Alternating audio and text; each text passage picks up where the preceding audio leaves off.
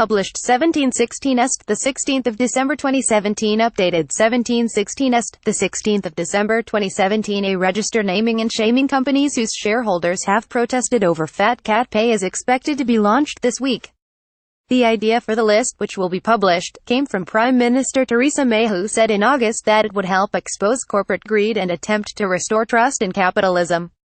Any FTSE AllShare company where at least 1 in 5 shareholders vote against pay policy will appear on the register, which is expected to include a number of household name businesses. Resigned Persimmon chairman Nicholas Wrigley. However, some firms that have been hit by major scandals will escape embarrassment because the list only covers shareholder revolts in the past 12 months.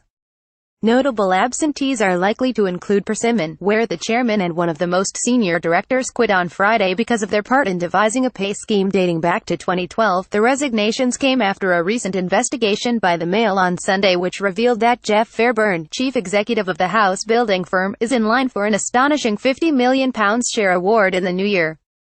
Persimmon's incentive scheme is one of the most lavish in corporate history.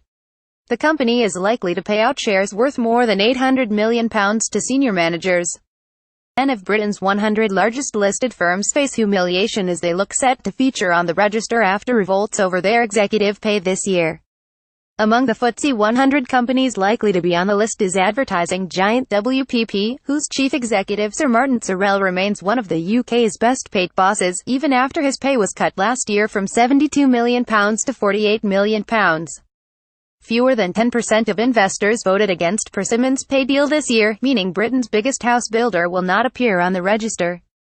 Company protest vote %: Pearson Education 66, Morrisons Grocer 48, AstraZeneca Pharma 39, Burberry Fashion 31, Informa Media 29, NMC Health Hospitals 29, Sky Media 29, Old Mutual Insurance 28, Experian Credit Check 24, WPP Advertising 21. Fairbairn's total jackpot comes to around £130 million.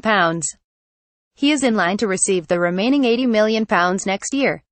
Chairman Nicholas Wrigley handed in his notice alongside Senior Director Jonathan Davey.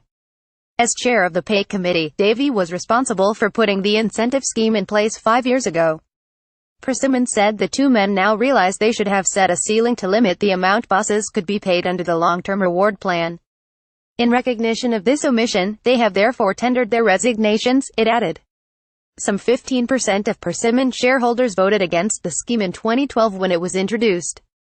That is below the threshold for the new register, but it is still a significant revolt.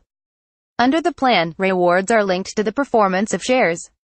However, critics point out that the government's Help to Buy loan scheme launched in 2013 has significantly pushed up Persimmon's share price.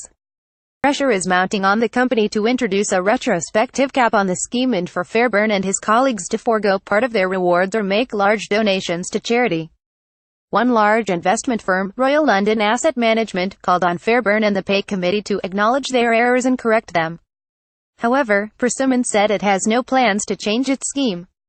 The Mail on Sunday understands Wrigley and Davey had wanted to introduce a cap but were unable to do so because the scheme involves more than 140 regional managers, rather than just a handful of executives.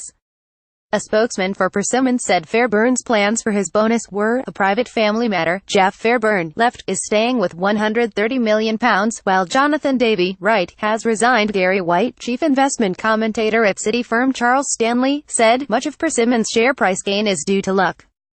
It came from a government subsidy. Catherine Howarth, chief executive of investment group Share Action, urged Wrigley and Davey to donate at least half of their bonuses to housing charities. The Investment Association, which is compiling the register, is providing links to allow named companies to explain how they are tackling shareholder concerns. Shares in Persimmon have gone up by more than 200% in the 5 years since it introduced the reward scheme that has turned so toxic. But much of that is due to the state of the housing market and government interventions, not the genius of executives.